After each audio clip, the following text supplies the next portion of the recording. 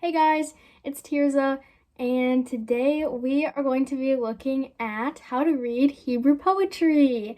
Yay! This is really important to be able to understand Hebrew poetry because 1/3 of the Bible is written in poems.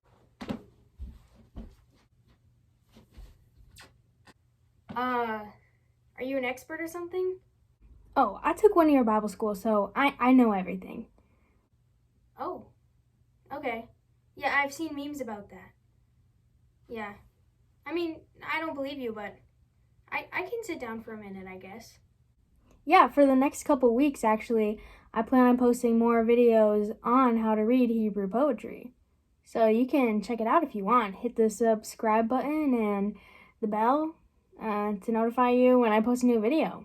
I think that's how YouTube works. I'm really not sure. So, yeah, we can get into it, I guess. No one's gonna want to watch this. Wow, that's awesome and really encouraging. Thank you. Yeah, anytime. It doesn't even rhyme. How do you know it's a song? And why are some of the lines sticking out? Who wrote this? And what's up with the donkeys? Why do they keep repeating things? Is that the chorus?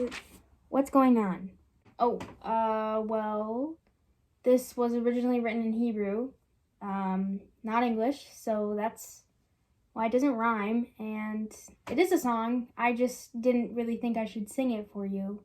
Yeah, I can show you how to read it. So actually, those lines that are sticking out, the hanging indents, that will show you when that actually introduces a new couplet. What the honk is a couplet? Couplet, I've never heard of that. Is that like a chicken couplet? That's cutlet. Chicken cutlet, not a couplet. Oh. Yeah, a couplet, like a couple, coupling it. So there's an A line and a B line, and you couple it, and that's a couplet. How do I know which one's A and which one's B?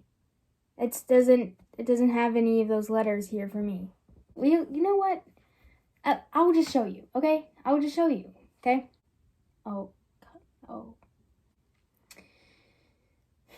So why do I care? What's the importance of an A line and a B line? What does that even do for me? Okay, well, I don't know why I have to be so negative about it, but the A lines and the B lines create a sense of parallelism. So the two lines are either synonymous, antithetical, or synthetic. Okay. What does that mean? So a synonymous line would be like line A and line B are talking about the same idea. Like verse 3. Hear, O kings, give ear, O princes, to the Lord I will sing. That's line A. I will make melody to the Lord, the God of Israel. Line B. Those are synonymous because they're both talking about her. She's going to sing a song.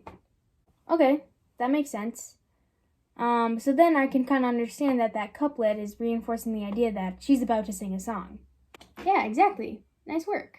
I feel so stupid just turning back and forth. I just hope that this makes this easier to watch. I hope it makes it easier for me to watch later.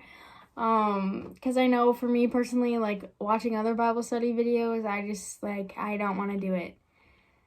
So I hope that this is helping you because I feel ridiculous right now. But yeah. Okay. That was relatable, I guess. But, what about the other one, the antithetical one? What does that mean? Yeah, so if something's antithetical, antithesis, they're contrasting. They're kind of like opposites. They work against each other. Okay, so in verse 31, that took me a minute to find, the last verse of the song. So may all your enemies perish, O Lord, line A, but your friends be like the sun as he rises in his might, line B. So that but at the beginning of line B really helped me to see, like, hey, this is creating a contrast, an opposite. This is an antithetical couplet. Okay, yeah, that makes sense. So you have synonymous couplets, which carry the same idea, And then you have antithetic couplets, which are contrasting ideas. Didn't you say there was a third one? Yes, you have an excellent memory. There's a third one. The third one is called synthetic. When Robert Loth was creating these 3 categories for these couplets, he understood that there's the synonymous ones and the antithetical ones, and the synthetic was basically the other category. So any verse, any couplet that you see that's not necessarily carrying the same idea or contrasting a different idea is gonna fall into the synthetic category.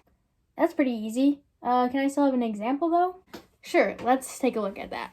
All right, verse 24 says, "Most blessed of women be Jael, the wife of Heber the Kenite." No, just kidding. That's synonymous. That's the same idea. Wait. No, that is... Okay, yeah, I believe that one's synthetic. I'm gonna go with it. If you think I'm wrong, that's totally cool. We can argue about that, but we don't really need to. Most blessed of women be Jael, the wife of Heber the Kenite. It's kind of like deepening your understanding of who she is. It's not contrasting anything. It's not being like, yeah, she's super blessed. And continuing that idea of her being a blessed woman, the line B is just kind of another thing about her. So I would put that in the synthetic category. Okay, so now that I know how to identify these 3 different types of couplets, what do I do with that information and how does that help me overall? That's a great question. So these types of parallelisms, oh my gosh, that's a real word. That's kind of crazy. Okay, so this is a poem, right? It's supposed to be artsy, fartsy. It's supposed to create images in your mind.